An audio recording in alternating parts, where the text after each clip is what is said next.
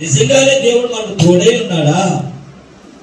తోడే ఉండి ఈ సమస్యలు ఎందుకుంటున్నాయి, ఈ కష్టాలు ఎందుకుంటున్నాయి, ఇంకా ఎందుకు శత్రువు మన పైన దాడి చేస్తున్నాడు? ఒక వివేచన ఉండొద్దా మనకి? ఆ వివేచనకి ఇజ్జోన్ కలిగి ఉన్నాడు.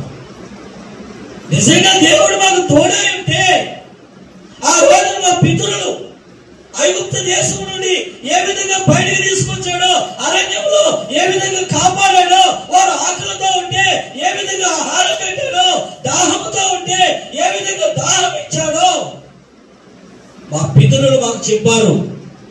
ఆ కార్యాలు ఏమయ్యాయి?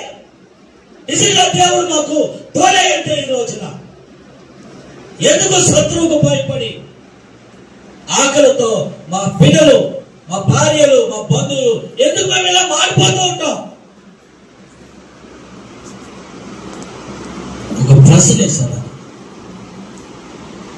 నీలారా ఏదో చర్చకు వస్తున్నామంటే వస్తున్నాం వెళ్ళిపోతున్నాం అన్నది కాదండి.